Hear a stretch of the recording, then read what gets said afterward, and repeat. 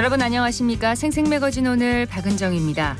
대구시가 옛 경북도청 터에 조성하려 하던 국립근대미술관 등 문화예술허브 입지를 달성군 대구교도소 후적지로 변경하면서 북구 주민들이 강하게 반발했는데요. 이에 홍준표 대구시장이 근대미술관보다 더 좋은 시설이 들어올 수 있도록 하겠다고 했는데 그 베일이 벗겨졌습니다. 바로 2차 이전 공공기관입니다. 대구시가 어제 이 같은 내용의 도청 후적지 개발 계획을 발표했는데요. 기존에 계획된 도심 융합특구에 앵커기업과 혁신기업을 유치하고 이를 지원할 수 있는 공공기관을 배치해서 시너지 효과를 이끈다는 겁니다. 경북도청 후적지 개발 방안은 지난 2016년 도청이 안동 예천으로 이전한 뒤에 6년 넘게 표류해 오고 있는데요. 이번에는 시청 신청사 이전과 도심 융합특구 특별법 제정, 지역 주민의 반발 등 이 마주한 문제들을 모두 해결하고 안착할 수 있을지 지켜봐야겠습니다. 4월 13일 목요일 생생매거진 오늘입니다. 먼저 안동과 포항 울릉 연결해서 그곳 소식과 날씨 듣겠습니다. 안동입니다. 황사 영향으로 오늘도 고농도 미세먼지가 내륙에 머물겠는데요. 평소보다 5배 이상 미세먼지 수치가 치솟으면서 미세먼지 주의보와 경보 또한 발령된 상태입니다. 내일 오전까지는 계속해서 영향을 줄 것으로 보이니까요. 특별히 주의해 주시고요. 한편 오늘 아침 안동 2도로 어제보다 조금은 쌀쌀했지만 낮부터는 다시 기온이 오르겠습니다. 대부분 지역에서 21도에서 26도를 보이면서 기온이 껑충 올라 일교차가 커지겠습니다. 건강관리 주의해 주시길 바랍니다. 안동과 예천 지역의 다가구 주택에서 피해자 40여 세대 15억 원가량의 전세 사기 의심 사건과 관련해 경찰이 전담팀을 구성해 수사에 나섰습니다. 안동경찰서는 어제 수사과와 형사과를 중심으로 다가구 주택 전세 사기 의심 사건 관련 전담팀을 구성해 일부 피해자를 불러 참고인 조사를 진행 중인데요. 이번 사건은 안동시 태화동과 송현동, 예천군 예천읍 등 총 49세대 규모의 다가구 주택으로 임대업을 하고 있는 A씨가 임차 기간 만료에 따른 보증금 반환 요청에도 보증금을 돌려주지 않고 잠적해 세입자들이 집단 대응에 나서면서 시작됐습니다. 경찰은 민원인들의 진술을 토대로 정확한 피해 규모를 파악하는 등 수사를 확대할 전망입니다. 지금까지 안동이었습니다. 이어서 포항입니다. 오늘도 고농도 황사가 이어지겠습니다. 어제 황사가 여전히 남아있는 건데요. 미세먼지 농도 종일 매우 나쁨 수준을 보이겠습니다. 장시간 외출 삼가시고 개인 위생 수칙도 철저히 지켜주시기 바랍니다. 한편 경북 동해안 전역에 발효됐던 건조주의보는 어제 건조경보로 강화됐는데요. 바람도 약간 강하게 불고 있어서 불씨 관리 잘해 주셔야겠습니다. 오늘 낮 최고 기온은 24도 안팎이 예상됩니다. 포항, 경주, 영덕, 울진, 울릉, 경북 동해안 5개 시군 협의체인 상생협의회가 어제 울진 후포 마리나항에서 정기회의를 열고 일본의 후쿠시마 원전 오염수 방류 대응과 에이펙 정상회의 경주 유치에 공동 협력하기로 했습니다. 협의회에서 단체장들은 후쿠시마 원전 오염수 방류로 우려되는 수산업계 피해가 관광 레저업계로 이어질 수 있다는 데 공감했고요. 수산물 피해 지역의 공익직불제와 피해업종 지원기금 편성 등을 건의하기로 했습니다. 또 2025년 에이펙 정상회의 경주 유치를 위한 공동 건의문에 서명하고 영덕, 울진, 삼척간 동해안 고속도로 개설과 울릉군의 비상 대비시설 확충에도 대응을 강화하기로 했습니다. 지역 균형 발전이 중요해지고 있는 만큼 앞으로도 동해안권의 상생과 번영을 위해서 다양한 협력 사업에 지자체 공동의 노력이 이어졌으면 좋겠습니다. 지금까지 포항이었습니다. 이어서 울릉입니다. 울릉도와 독도는 맑은 하늘 보이고 있습니다. 하지만 오늘도 대기질은 탁합니다. 미세먼지 농도 나쁨 수준 보이고 있는데요. 창문을 잘 닫아주시고 외출하실 때는 마스크 착용하시는 게 좋겠습니다. 현재 기온은 어제보다 3도 높은 17도, 습도는 34%입니다. 동해 중부 먼바다에는 남서풍이 불면서 1에서 2m의 물결이 일고 있습니다. 오늘 여객선은 정상 운항합니다. 고향사랑 기부제가 시행된 지 100일이 넘었습니다. 울릉군에는 전국 각지 인사들의 기부 행렬이 이어지고 있는데요. 고향사랑 기부제를 더욱 활성화하기 위해 울릉군이 고액 기부자에게 제공할 답례품을 추가 선정했습니다. 새롭게 선정된 답례품은 울릉도 코스모스 리조트 숙박권과 마가보감 등 4개 품목인데요. 울릉군은 울릉을 방문한 관광객이 지난해 역대 최대치를 기록한 것에 감사하는 의미로 리조트 숙박권을 선정했다고 밝혔고요. 또 마가보감의 경우 울릉도 자생식물인 마가목을 널리 알리고 예로부터 귀한 약재로 사용된 점을 고려했다고 전했습니다. 지금까지 울릉이었습니다.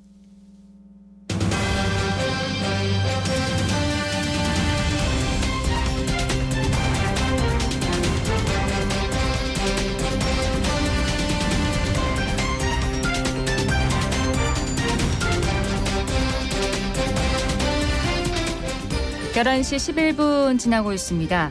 롯데그룹이 대구에서 추진 중인 대형 복합 쇼핑센터 건립 사업이 좀처럼 속도를 내지 못하면서 급기야 얼마 전에는 대구시가 신속한 추진을 약속하는 합의각서를 체결했죠. 이런 가운데 수성구의회에서도 수성구의 적극적인 행정을 촉구하면서 이 통합 전담반을 설치해야 한다 이런 주장이 나왔는데요. 김경민 부의장과 함께 관련한 얘기 나눠보도록 하겠습니다. 어서 오십시오. 네, 안녕하세요. 안녕하세요.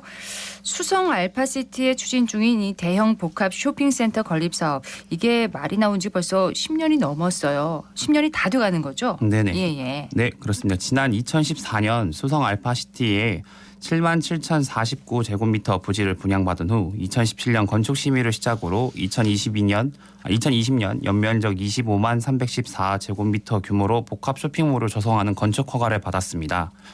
당시 일부 기사 제목을 살펴보면 메머드급 쇼핑몰에 출연, 대구 복합 쇼핑몰 대결 격화 등 지역 신세계 백화점과 비교되며 지역 경제 활성화에 대한 많은 기대감을 나타났습니다. 그랬죠. 네. 하지만 기대감이 우려로 좀 바뀌면서 우리 지역에 지금까지도 공사가 이어져 오고 있는데요.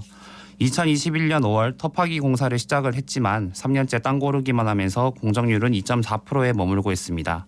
긴 시간 동안 고금리, 부동산 경기 침체, 쇼핑몰의 컨셉이 변경되는 등 여러 이유들로 공사가 지지부진하면서 시민들 사이에선 이러다 사업이 중단되는 것이 아니냐는 우려도 나오고 있습니다. 2014년에 이제 분양을 벌써 했군요. 네네.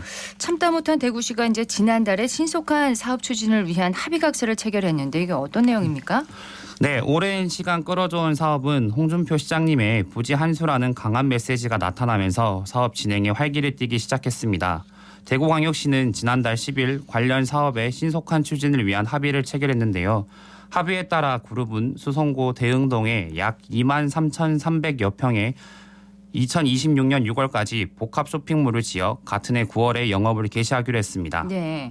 또 고의나 중대한 가실로 사업 추진이 일정 장기간 지연되는 경우 지연 보상금을 부과하는 법적 효력이 담긴 이행 담보 조항에도 합의했습니다. 이 합의각서에 따르면 그러면 2026년 6월에는 그러면 영업을 시작하는 거잖아요. 9월에. 네. 합의각서 체결로 그러면 사업이 급물살을 탈 수 있을까 이렇게 기대를 모으고 있는데 어떻습니까? 안 그래도 오늘 아침에도 여러 기사가 보도가 되었습니다. 어제 대구시와 대구 경북 경제자유구청 그리고 기업이 합의 각서의 체결 이후 처음으로 회의를 열었는데요. 거기서는 이제 쇼핑몰 출시를 위한 3자 협의체를 구성했다고 밝혔습니다. 3자 협의체요? 예. 3자 협의체는 대구시 원스톱 기업투자센터장과 그리고 대경경제자청 혁신성장본부장 그리고 그룹의 신사업 개발 부분 상무 등이 구성이 되었고요.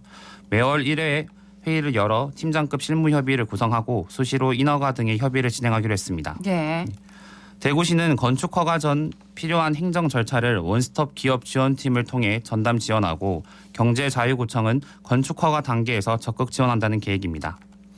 투자 지원단을 통해 관련 부서 협조를 받는 식으로 기간을 단축하면 1년 이상 줄일 수 있다는 게 대구시의 설명입니다. 예. 대략적인 쇼핑몰 구상안도 나왔어요.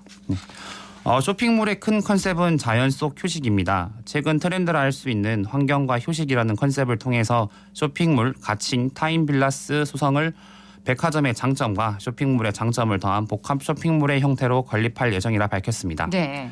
현재 경기도 의왕시에 운영 중이며 쇼핑 콘텐츠를 영업 면적의 4분의 1에 배치하고 나머지는 자연 친화적 체험형 공간을 조성한 점이 특징이라 할 수 있는데요. 다음 달 회의에서 쇼핑몰 건축 설계 변경 제출안을 확정짓기로 했습니다. 네, 자연 속 휴식 공간으로 이 쇼핑몰을 만들겠다 이렇게 구상을 했는데 이 해당 그룹이 지금 대형 쇼핑몰 건립을 추진하는 곳이 전국에 한두 곳이 아니라면서요? 그렇습니다. 유통업계에 따르면 인천 송도점, 부산, 광주 복합 쇼핑몰 등 대형 프로젝트 공사가 전국에 산재해 있는 것으로 알려지고 있습니다. 막대한 자금이 투입되는 만큼 동시다발적으로 이루어지는 사업에 대해서 대구 쇼핑몰 사업이 몇 순위에 들어가는지가 사업 추진의 관건이라 할 수 있겠습니다. 그렇군요.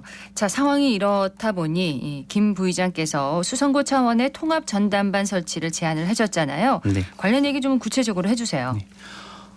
대형 쇼핑몰 건립 사업이 대구 경북 경제자유청과 대구시의 업무라는 이유로 수성구에서 이루어지는 대형 사업인데도 불구하고 관련된 자료를 보유하고 있지도 않았고 네. 추진 사항에 대해서 제대로 파악되어 있지도 않았습니다. 사업이 약 10년이라는 긴 시간 동안 지지부진하게 이어져 오면서 사업 주체는 오랜 시간 부지를 또 방치하고 공사장 일대는 흉물로 전락을 했는데요. 입주를 원하는 여러 기업들의 기회는 당연시 뺏어간 것이고요. 네. 또 제대로 된 행정력이 작동되지 않아 초기에 부지를 매입한 기업만 토지 가격 등 여러 이득을 보고 지역은 아무런 혜택을 보지 못하는 상황을 만들었습니다. 우리 수성구에 이처럼 큰 영향력을 가진 사업들이 다시는 방치되는 일이 없도록 적극적 행정을 통해서 그런 행정이 이루어질 수 있는 통합 전담반을 설치해야 된다는 제안을 했습니다. 예, 그래서 이제 수성구 차원의 통합 전담반을 설치하자 이렇게 제안을 하신 거군요.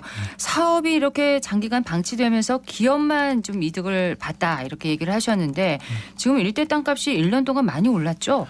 네, 그렇습니다. 이게 땅 투자로만 본다면 정말 어마무시하게 올랐는데요. 만약에 진짜 부동산 투자의 가치로만 본다면 이런 투자는 정말 성공적이라고 생각을 합니다. 앞서 말씀드린 것처럼 L그룹은 2014년 말 대형 쇼핑몰을 짓겠다며 7만 7천 평의 약 부지를 대구시로부터 구매를 했습니다. 예. 입찰은 단독으로 참여했고 당시 금액은 1,256억 원의 낙찰을 받았습니다. 당시 3.3제곱미터에 533만 원, 지금은 저렴하네요. 상상할 수 없은 정말 싼 값의 땅을 매입했는데요. 당시 가격은 도시개발공사의 감정평가액을 근거로 산출했습니다. 문제는 인접한 일반 상업용지와 비교했을 때 가격이 터무니없이 낮다는 점이었습니다. 같은 시기 인접한 일반 상업용지는 감정가가 3.3제곱미터당 1,600만 원 선. 거의 3분의 1이네요. 그렇죠. 네, 그래서 쇼핑몰 부지 감정가가 일반 상업용지의 30% 수준에 불과한데요. 실제 판매가는 경쟁 입찰로 3.3m제곱당 2천만 원을 넘기면서 더 큰 차이를 보였습니다. 이야. 지역 부동산 업계는 알파시티 내 쇼핑몰 부지가 수성 IC와 초인접으로 밀집돼 있고 주변에 큰 대로변들이 많이 있기 때문에 가치가 가장 높다고 평가했습니다. 그래서 가장 노른자위 부지를 가장 싼 값에 팔았다는 논란도 있었는데요. 그렇게 헐값 매각 논란과 함께 기업이 지역 내 투자를 미루고 있는 사이 시세는 천정부지로 뛰었다고 말씀드릴 수 있습니다. 지금 공시지가는 어느 정도 되나요? 쇼핑몰 부지는 2023년 기준 공시가는 3.3제곱미터당 893만 원입니다. 공시가만 비교해도 2014년 매입 당시와 비교해 한 약 1,000억 원 정도 가까운 차익이 발생한 셈입니다. 예. 쇼핑몰과 마주보는 일반 산업용지 공시가는 3.3제곱미터당 2,207만 원으로 2배 이상 비쌉니다. 해당 용지 공시가를 쇼핑몰 부지에 적용해서 가치를 간산하면 약 한 5천억이 넘는다고 말씀드릴 수 있습니다. 그렇군요. 통장 시세의 50%에서 70%만 공시가에 반영된다는 점을 감안하면 차익 규모는 훨씬 커진다는 게 전문가들의 견해입니다. 실제로 대흥동의 일반 상업 용지는 지난해 3.3제곱미터당 2,824만 원에 거래되기도 했습니다. 예. 자, 근데 이번에 체결한 합의각서도 좀 세밀하게 점검을 해봐야 한다 이런 목소리가 나오던데 이 부분도 좀 짚어주시겠습니까? 네, 기업의 고의나 중대한 과실로 준공이나 영업 시점을 9개월 이상 지연하면 대구시가 지체 보상금을 부과할 수 있다는 이행 담보 조항이 추가됐는데요. 구체적인 금액이나 내용을 명시하진 않았습니다. 어제 회의에서 보상금 관한 세부 사항을 논의했지만 결론은 돌출하지 못했습니다. 이와 관련해서 법조계는 유통상업시설 용지에 대해 지체 보상금을 부과한 전례가 없다는데 이행을 담보로 하는 조항도 모호해 법적 다툼의 소지가 있을 경우 결국 법원의 판단을 받을 수밖에 없다는 견해도 있습니다. 네. 이행담보 조항이 있긴 한데 뭔가 구체적인 내용은 없군요. 예. 자, 이번에 대구시와 기업 간의 합의각서를 체결하면서 이제 홍준표 시장이 수성 알파시티 내 복합 쇼핑몰을 대구 신세계백화점에 이제 비유를 하면서 지역 정서를 끊어안아야 한다 이렇게 말을 했는데 그건 이제 현지 법인화를 염두에 두고 한 말이겠죠? 예, 그렇습니다. 대구 신세계 백화점은 지역에 법인을 두고 있습니다. 2021년 기준 매출을 1조 원을 돌파했는데요. 지역에 법인을 들고 있기 때문에 법인세 등 여러 경제적 효과가 지역에 나타나고 있습니다. 그렇죠. 하지만 해당 그룹은 2021년 11월 수성 알파시티 내 쇼핑몰 사업 주체를 대구 현지 법인에서 서울 본사로 변경했습니다. 앞서 말씀드린 것처럼 쇼핑몰이 대구 법인이 되면 법인세를 대구시에 납부하게 돼 있습니다. 그렇죠. 지역 상권만 잠식한 뒤 이익금만 고스란히 수도권으로 빠져나가는 상황은 어느 정도 예방할 수 있을 거라고 생각을 하고 있습니다. 뿐만 아니라 지역업체 판로 확대, 일자리 창출, 사회 공헌축에 더 애착을 가질 수 있어 지역 경제 활성화가 되기 때문에 지역 상공계에서도 쇼핑몰에 대구 법인화는 반드시 필요하다고 강조하고 있습니다. 네. 자, 대구시 그리고 시민 입장에서는 기업의 투자를 믿고 수성구에 노른자위 땅을 지금 내어준 건데 거의 10년 가까이 지금 사업이 진척을 보이지 않고 있습니다. 그에 상응하는 의지를 기업이 좀 보여줬으면 하는 바람이 들고요. 그 역할을 하는데 수성구 의회에서도 좀 힘을 강하게 좀 보태주셔야겠습니다. 네, 수성구의 관문이라고 할 수 있고 또 자랑이라 할 수 있는 알파시티 내 공사장 형태로 너무 오랜 시간 시민들에게 방치돼 있었습니다. 더 이상 이런 사업들이 우리 구에 방치되지 않고 도시의 흉물로 전락하는 일이 없도록 수성구 의회가 수성구청 그리고 대구시와 적극적으로 협력해서 이런 일이 발생하지 않고 마무리될 수 있도록 더 적극적으로 돕겠습니다. 네. 감사합니다. 네, 오늘 말씀 고맙습니다. 예, 수성구 의회 김경민 부의장이었습니다.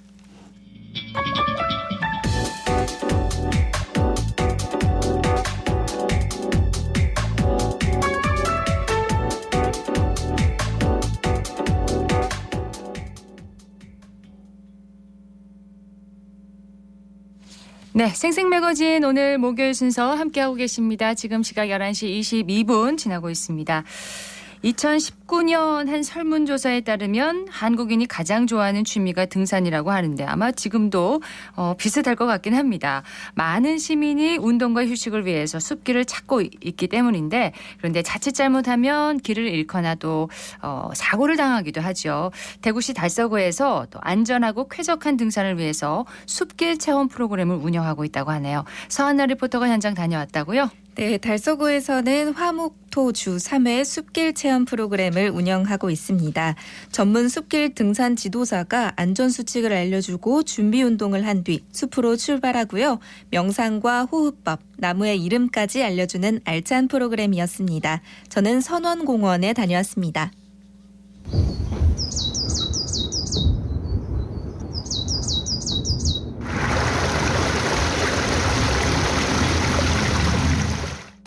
자, 얼굴을 문지르면서 마음속으로 얼굴에 주름살이 펴지고 피부에 윤기가 나고 예뻐지라 예뻐지라. 자, 그럼 제가 앞장서니까 같이 따라오시면 되겠습니다. 출발! 대구 달서구청 산림휴양팀 숲길 등산 지도사 하창수입니다. 숲길 등산은 무엇보다도 자기 체력에 맞는 등산로를 정해서 무리하지 않는 것이 제일 중요합니다. 그리고 위험한 구간은 반드시 전문가와 동행하셔야 하며 안전에 대해서도 꼭 숙지하셔야 합니다. 그래서 산행하실 때 꼭 지켜야 할 것이 있다면 먼저 배고프기 전에 먹고 목마르기 전에 물 마시고 피로하기 전에 휴식하고 춥기 전에 체온을 보존하는 것입니다. 오늘 진행하는 와룡산 자락길 힐링 프로그램은 참여자들에게 쾌적하고 안전한 숲길과 산행을 안내 지도하고 명상, 요가, 호흡법, 올바른 걷기 체험으로 건강관리 산림치유 프로그램입니다. 더불어 숲 가꾸기, 동식물 서식지 보존 등 산림 환경을 최적화하여 새로운 산림휴양, 여가 문화를 안내하고 있습니다. 와, 이런 그 설명만 듣고 출발해도 안전한 등산이 가능할 것 같거든요. 예, 전문가와 함께하면 더 숲길 등산을 안전하고 알차게 즐길 수 있겠네요. 네, 맞습니다. 숲길 체험 프로그램은 참여자 수준에 맞춰서 난이도별로 상, 중, 하 총 7가지 코스로 구성되어 있는데요. 도심에서도 가깝고 산길이 험하지 않아서 체력도 단련하고 휴식하기에도 아주 좋았습니다. 프로그램에 참여한 시민들의 이야기를 들어봤습니다. 안녕하세요. 전 동구 사는 박수입니다. 저 운동하러 왔다가 사람들 모여 있어서 궁금해서 가보니까 또 신청 받고 계시길래 그렇게 신청하게 되었습니다. 집에서 나올 때는 좀 피곤했는데 등산 다녀오니까 개운하고 좋은 것 같아요. 등산하면서 설명해 주시는 분들이 나무에 관한 이야기도 좀 해주시고 또 명상하는 시간도 있었어서 그게 좋았던 것 같습니다. 이런 등산 지도 프로그램이 많이 알려져서 다양한 많은 사람들이 체험해 볼 수 있었으면 좋겠습니다. 예, 저 볼리동에 사는 박주형이라고 합니다. 와룡산 지금 실록도 너무 아름다운 것 같고 공기도 좋고 지금 새소리가 너무 듣기 좋은 것 같습니다. 사실 저희 동네에서 여기가 가까운데요. 평소에 올라오려고 생각만 하다가 이런 프로그램이 있다고 해서 참여하게 되었는데 혼자 가는 것보다는 이렇게 모르던 분들이지만 같이 가고 이런 게 좀 새로운 경험이었던 것 같습니다. 제가 120살까지 사는 게 목표인데 오늘 산에 와보고 그 목표를 약간 상향하려고 합니다. 140살로. 다른 분들도 저처럼 이런 프로그램 참여하셔서 친구도 사귈 수 있을 것 같고 좋을 것 같습니다. 추천드립니다. 네, 목소리 들어보니까 목표를 이루실 수 있을 것 같습니다. 아침을 깨워서 이렇게 등산하는 시민들 목소리가 참 활기찹니다. 네, 맞습니다. 이날은 처음 보는 사람들로 구성이 되었는데도 아주 화기애애한 분위기였고요. 새소리, 바람소리로 아주 평화로웠습니다. 네, 이렇게 그룹을 지어서 전문 숲길 등산 지도사가 이제 안내를 해주시는 거잖아요. 숲길 체험 프로그램은 그러면 어떻게 참여하면 되나요?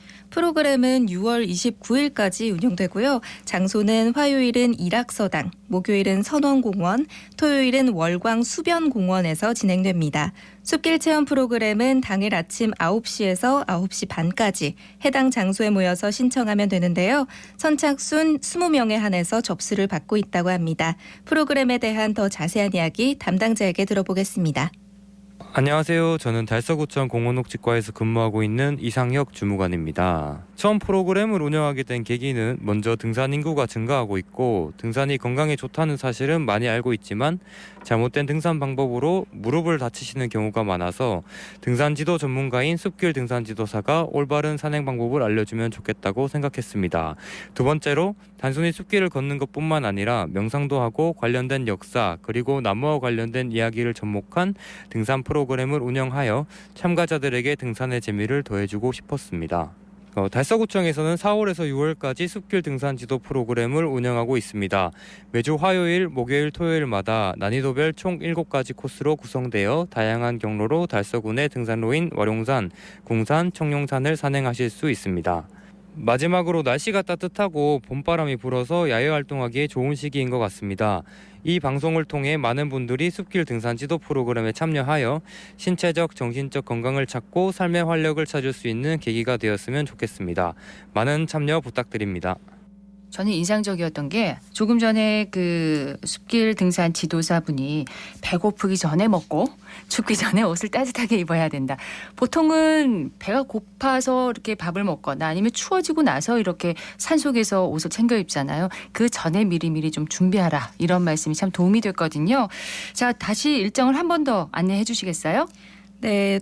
숲길 체험 프로그램에 참여하고 싶은 분들은요. 당일 아침 9시에서 9시 반까지 장소에 모여주시면 되는데요. 어딘가요? 네, 화요일은 일악서당, 목요일은 선원공원 입구에 모여주시면 되고요. 토요일은 월광 수변공원 주차장에서 모이게 됩니다. 네, 이 프로그램은 6월 29일까지 운영이 되고 해당 장소에 모여서 바로 신청을 하면 되네요. 네, 맞습니다. 대구시에는 숲길이 참 많은데요. 따뜻한 봄날에 가까운 숲길을 걸으면서 몸 건강, 마음 건강 챙겨보시는 것도 좋겠습니다. 숲길 체험 프로그램에 대한 더 자세한 사항은 달서구청 홈페이지를 통해 확인하실 수 있습니다. 네, 달서구가 관내 등산로를 대상으로 요일별 다양한 경로의 숲길 체험 프로그램을 운영한다고 합니다. 이 지역에 계시는 분들 한번 이용해 보시면 좋을 것 같습니다. 서한나 리포터 소식 잘 들었습니다. 고맙습니다.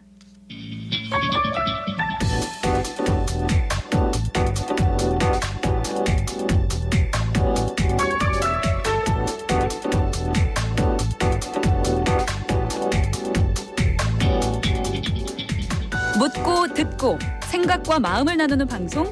지금 여러분께서는 대구 경북을 보고 듣는 생생 매거진 오늘을 함께하고 계십니다.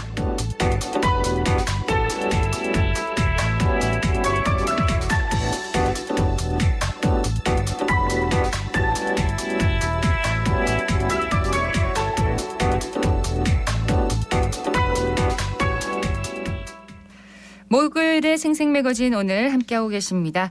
기자의 눈으로 지역의 현안과 이슈를 들여다봅니다. 뉴스민의 김보현 기자와 함께합니다. 어서 오세요. 네, 안녕하세요. 오늘 어떤 얘기 해볼까요?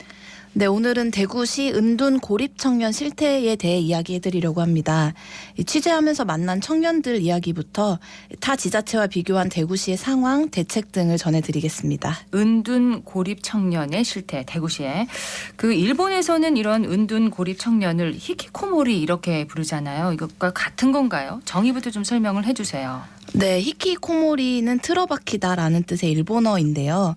일본에서는 1970년대부터 나타나기 시작해서 1990년대 사회적 문제로 대두된 은둔형 외톨이를 일컫는 말입니다.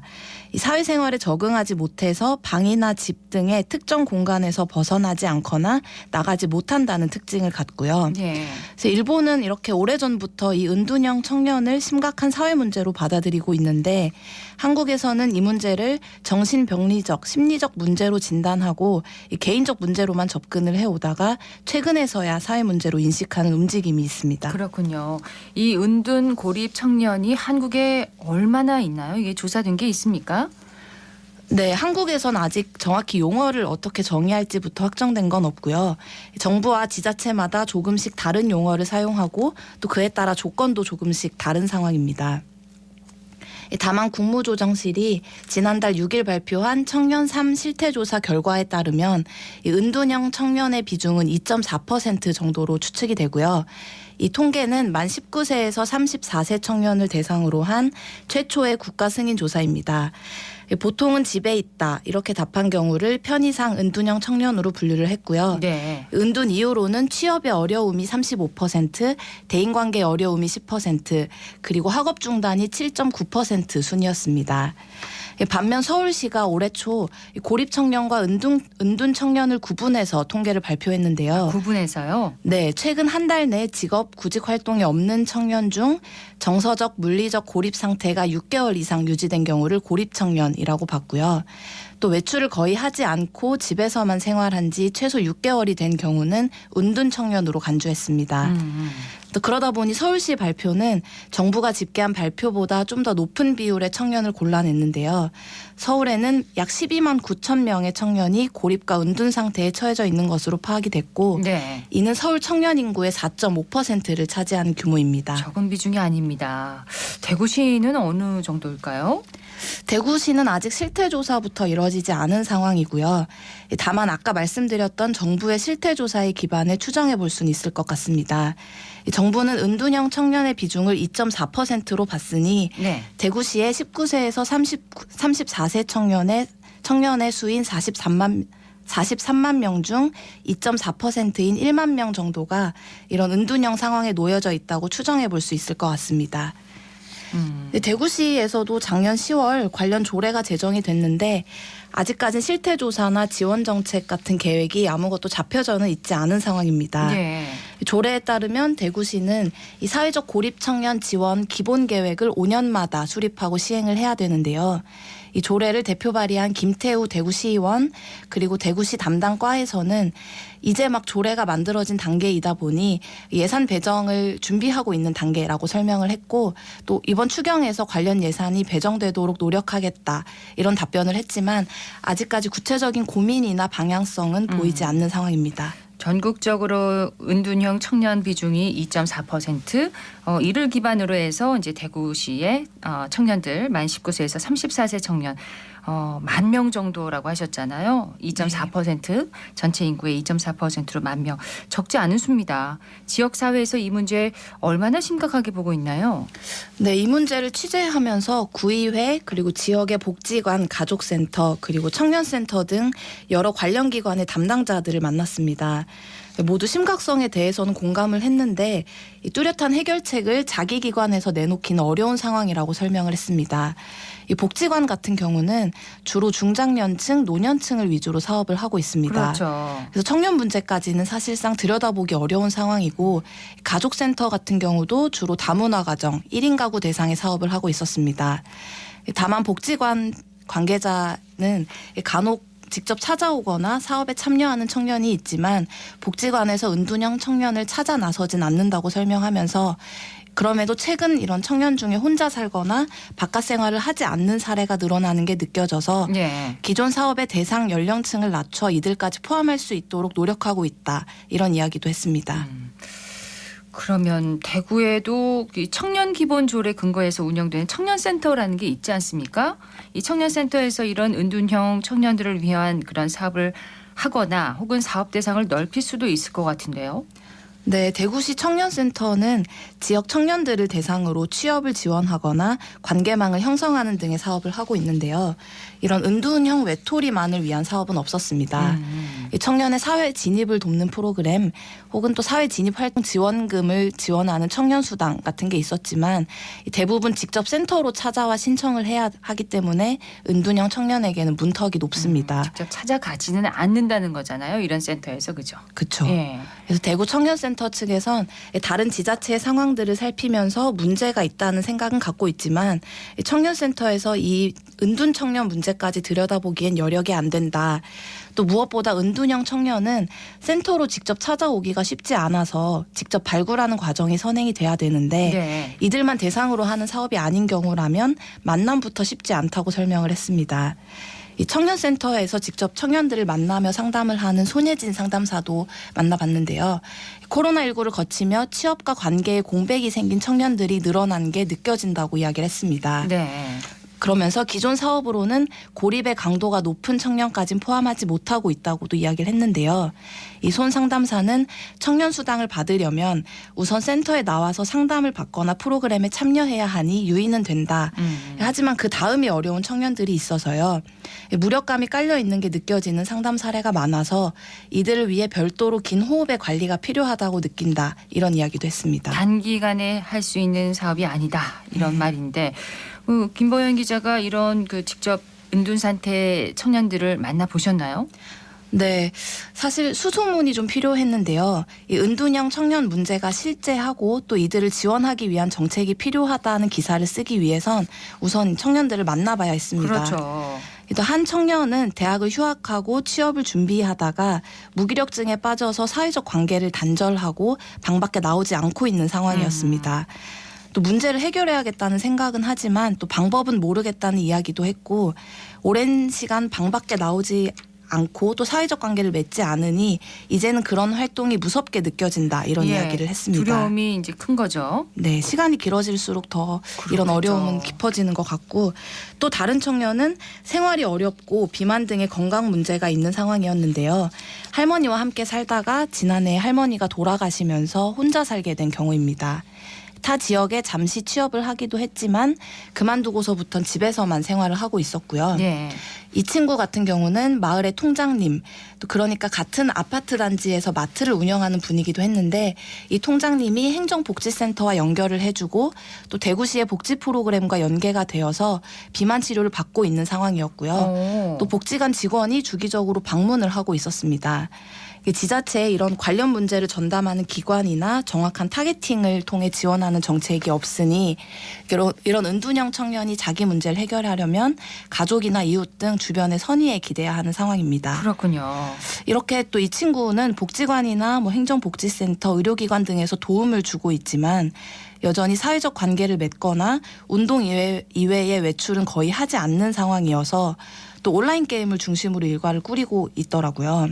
다시 은둔의 강도가 높아질 가능성이 좀 남아 있었습니다.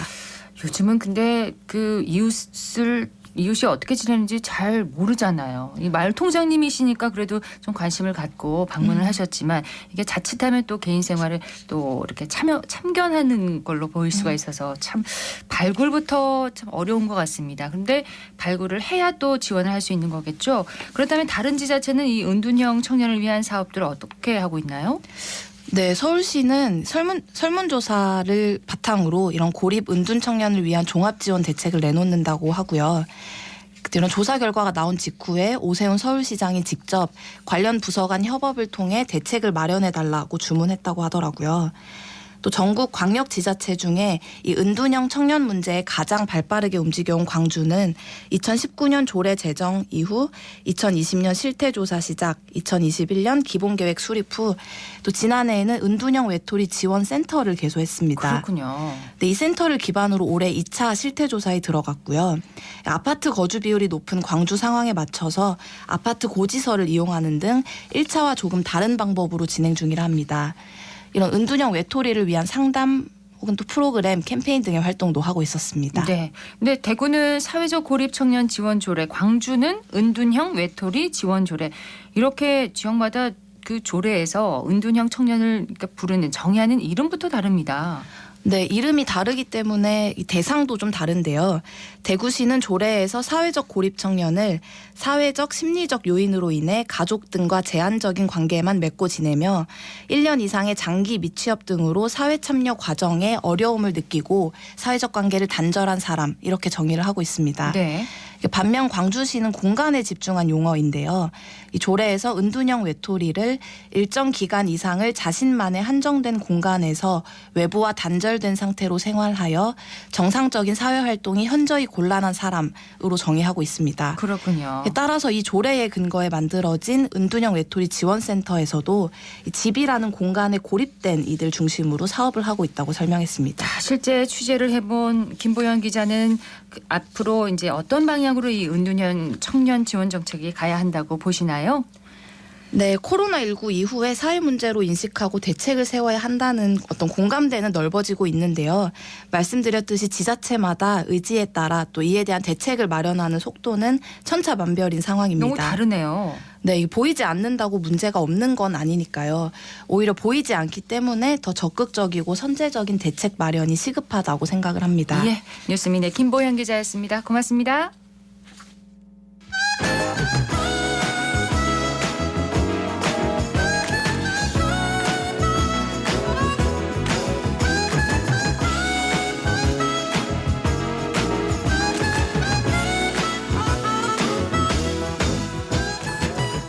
생생매거진 오늘 함께하고 계십니다. 지금 시각 11시 42분 지나고 있습니다. 얼마 전에 이제 전두환 전 대통령 손자가 여러모로 큰 화제가 되고 있습니다. 전두환 전 대통령을 떠올리게 하는 큰 사건들이 여러 가지가 있는데 그중 하나가 1987년의 4.13 호원 조치입니다. 오늘은 4.13 호원 조치를 중심으로 우리나라 현대사의 한 측면을 한번 살펴볼까 합니다. 정만진 작가 나오셨습니다. 어서 오세요. 예, 안녕하세요. 네. 전두환 전 대통령이 4.13 호원 조치 발표한 때가 1987년 4월 13일이겠네요. 벌써 36년이 지났습니다. 어떤 사건인지 좀 소개를 해주세요. 그렇습니다. 정말 오래됐죠. 젊은 분들은 뭔지 잘 모르는 역사 얘기 같은데 1979년에 박정희 대통령이 이제 사망하면서 전두환 장군이 쿠데타를 일으켜서 권력을 잡게 되고 1980년에 광주 민주화운동도 이제 무력으로 진압을 하고 드디어 대통령에 취임을 하게 되는데 네. 이때 만들어진 헌법을 제5공화국 헌법이라고 그래요. 우리나라 헌법이 1948년에 제정이 되었으니까 그 1980년까지 32년이 흘렀는데 8번이 개정이 됐잖아요. 네. 그럼 거의 4년마다 한 번씩 바뀌었으니까 정말 많이 바뀌었다. 이런 생각할 수가 있겠는데 아무튼 전두환 군사 세력이 헌법을 개정한 것에 대해서 국민들이 별로 좋지 않게 생각해가지고 그 이후로 계속 개정 요구가 있었으니까 그런 국민의 요구는 좀 자연스러운 현상이라고 볼 수 있겠습니다. 예, 1980년대 정치 상황 어땠습니까? 당시에 전두환 씨가 대통령이 되면서 임기를 이제 7년으로 정했어요. 그리고 간선제로 선출한다. 지금 생각해도 임기가 7년이나 된다. 정말 깁니다. 간선제 좀 이상하지 않습니까? 세계적으로도 이런 일은 잘 없죠. 그래서 전두환 대통령이 취임하고 5년이 흘러서 1985년이 되었을 때 야당과 제야 세력들이 헌법을 개정해야 한다. 대통령이 도덕성이 없고 정통성이 결여됐다. 비민주적이다. 이러면서 헌법 개정 요구를 많이 하게 되고 점점 강해졌는데 1987년 1월 14일 서울대학교 학생 박종철 군이 치안본부, 지금으로 말하면 이제 경찰청이죠. 네. 고문과 폭행으로 사망하는 사건이 일어났습니다. 영화로도 만들어졌고 정말 그렇죠. 온 국민들의 공분을 산 그런 고문치사 사건이었습니다. 그렇습니다. 오늘 처음 이 사건을 듣는 분들은 믿기 어려우실 거예요. 왜냐하면 그 당시 치안본부, 말하자면 경찰청이 조사를 하면서 조사하는 경찰이 책상을 탁 치니까 박종철 학생이 하고 죽었다 이렇게 발표를 했어요. 네. 정말 말이 안 되지 않습니까? 이렇게 터무니없는 경찰의 공식 발표가 나오자 국민들이 더욱 공분을 하게 되고요. 그래서 국민들이 개헌을 요구를 더욱 강렬히 하게 되고 전두환 정권은 정권을 유지하는데 불안을 느낀 나머지 개헌을 하겠다가 아니라 오히려 4월 13일에 개헌을 하지 않겠다. 개헌 논의를 금지한다. 이걸 4.13 조치라고 하는데 헌법 개정을 하지 않겠다는 4.13 조치를 발표하게 됩니다. 국민들의 요구를 이제 거부하고 개헌 불가를 발표한 거잖아요. 정치 상황이 더욱 험해졌겠네요. 그렇습니다. 전두환 당시 대통령이 뭐라고 말했냐면은 여야가 합의를 해오면 개헌을 하겠다. 야당이 억지를 부리기 때문에 합의가 안 되니까 개헌을 할 수가 없다. 지금처럼 간선제를 하겠다. 개헌 논의를 중단해라. 금지한다. 그리고 1988년 2월에 지금처럼 간선제로 대통령을 뽑으면 정권을 이양하겠다. 이렇게 발표를 하게 됩니다. 네. 이때 전두환 대통령 쪽에서는 이 4.13 호원 조치를 발표를 하면 국민들의 여론이 자기들을 지지하는 쪽으로 몰려들 걸로 기대를 했어요. 그만큼 여론을 살피거나 국민들의 마음을 헤아리는데 성의가 없고 못했다고 볼 수 있겠습니다. 국민들은 오히려 4.13 조치 이후에 전두환 정권에 더욱 강력히 반발하게 되고 더욱 강력히 개헌을 요구하게 되는데 게다가 박종철 군이 사망한 사건에 대해서 정부 발표가 은폐와 조작이 점철된 허위라는 것까지 드러났기 때문에 국민 붕괴는 더욱 하늘을 찌르게 되었습니다. 그렇겠네요. 미국 같은 경우에 이제 공화당 출신 미국 대통령 닉슨이 1972년 민주당 전당대회 도청했다는 사실이 이제 드러난 후에 거짓말했잖아요. 그런 일이 없다. 이렇게 그렇죠. 했다가 예. 마침내 이제 1974년에 백악관에서 물러났는데 어느 나라건 국민들은 정치 지도자가 거짓말하는 거 정말 싫어하는 것 같아요. 그렇습니다. 그래서 우리나라도 그 해에 5월 27일에 제야 세력과 그 당시 야당이 이제 통일민주당이라고 하는데 연합을 해가지고 민주헌법 정치 국민운동 본부가 발족이 되고요. 6월 10일에는 전국 18개 도시에서 개헌을 요구하는 대규모 가도 시위가 열리기로 계획이 됩니다. 예. 그 행사 하루 전날 6월 9일 날 연세대학교 학생 이한열 군이 학교 정문 앞에서 시위를 하다가 체류탄에 맞아 쓰러지게 되고 학생들은 박종철을 살려내라고 시위를 했는데 이한열 군이 또 죽게 됐으니까 정말 어처구니가 없지 않습니까? 시민들과 학생들이 더욱 전두환 정권에 반발하게 됩니다. 자, 그 결과 이제 현대사에서 흔히 6월 항쟁이라고 부르는 국민적인 저항이 일어나게 된 거네요. 그렇습니다. 6월 10일에 전국 22개 주요 도시에서 24만여 명의 국민들이 민주헌법 개헌을 요구하는 동시다발 시위를 벌이게 되고 밤에도 시위를 하게 되고 천리안 농성도 하게 됩니다. 특히 서울 명동성당을 점거를 해가지고 예. 6월 15일까지 계속 시위 농성을 하게 된 것은 6월 항쟁이 지속되고 전국으로 확산되는 데 중요한 역할을 하게 됐습니다. 그래서 6월 18일이 되면 드디어 최루탄 추방의 날을 선포를 하면서 전국 247곳 많기도 많지 않습니까? 예. 여기서 150만 명의 군중이 시위를 하게 됩니다. 결국 전두환 정권은 6월 29일 헌법을 개정하겠다고 발표하게 되죠. 예. 그렇게 됨으로써 6월 항쟁은 우리나라 사회에 절차적 민주주의가 뿌리를 내리는 계기가 됩니다. 자, 그래서 이제 6월 항쟁을 우리나라 민주주의가 진일보한 역사다 이렇게 평가를 하는데 그렇게 해서 이제 전두환 정권이 정권 연장을 포기하게 되는 건가요?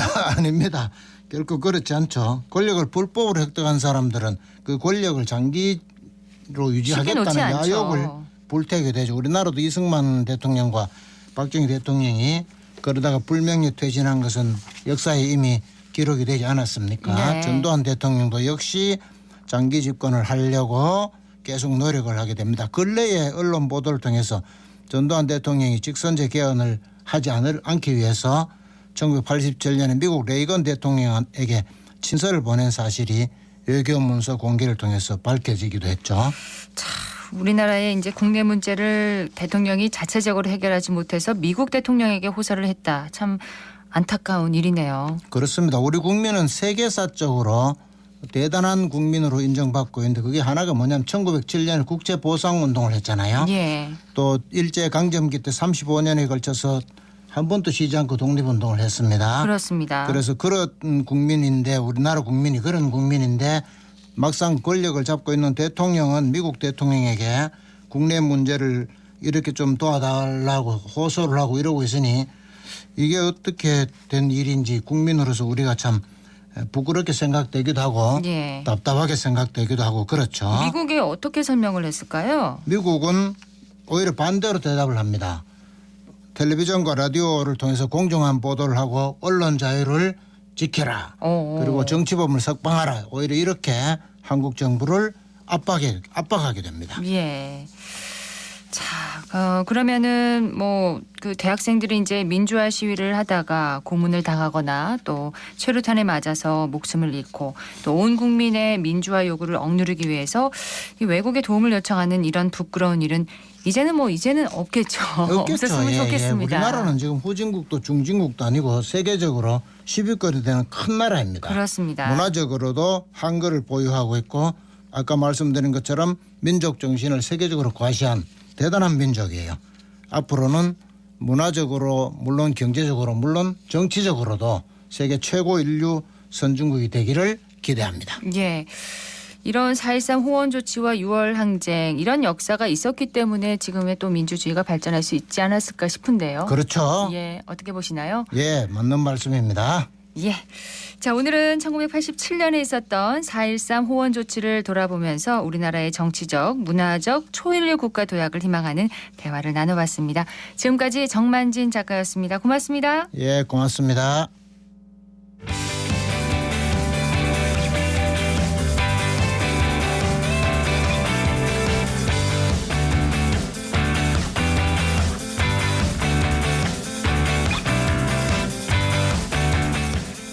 정보 클립.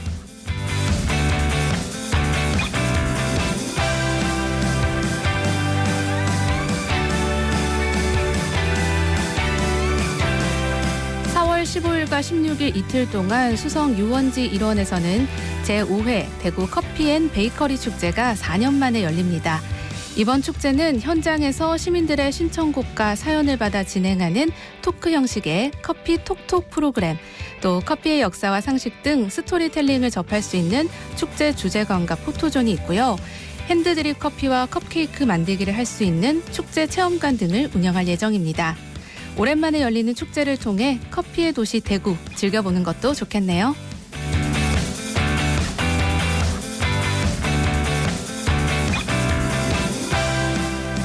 대구 달성구는 오는 15일과 16일 비슬산 자연휴양림 일원에서 제27회 비슬산 참꽃 문화제를 개최합니다. 비슬산은 100만 제곱미터에 달하는 전국 최대의 참꽃 군락지로 이맘때면 많은 관광객들이 찾았는데요. 올해 축제는 코로나19 이후 4년 만의 축제로 산신제와 생활문화예술 동호회가 참여하는 참꽃 생활문화예술제 등이 마련되고요. 참꽃 화전, 즉석사진 북스 등 즐길거리도 준비됩니다. 축제 기간 동안은 임시주차장에서 비슬산 자연휴양림 주차장까지 순환버스를 운영하고요. 축제 일정과 참꽃 개화 상황은 비슬산 참꽃 문화제 홈페이지에서 확인할 수 있습니다.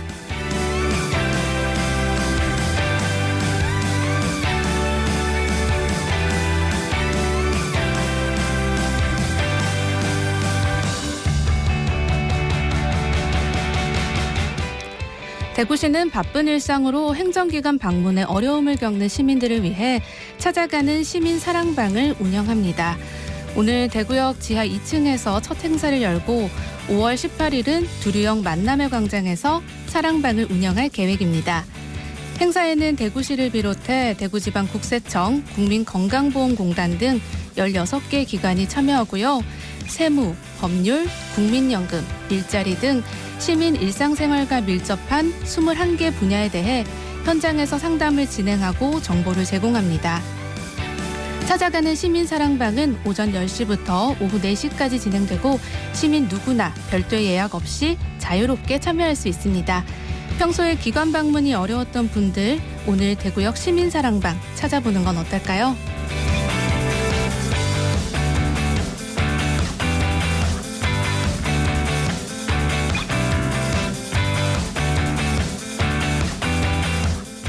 경북 성주군의 대표적 다목적 댐인 성주호를 일주할 수 있는 성주호 둘레길이 완전 개통됐습니다.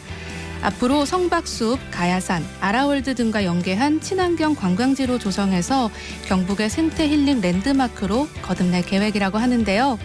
특히 성주호 둘레길은 올해 경북문화관광공사 주관 경북 봄관광지 23선에도 선정된 아름다운 벚꽃 명소입니다.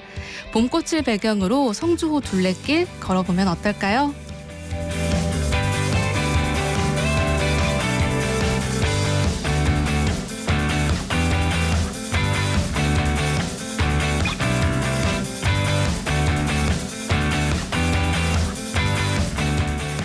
스트레스는 만병의 근원이라고 하죠. 나도 모르게 스트레스를 받을 때 내 몸이 보내오는 신호가 있다고 합니다.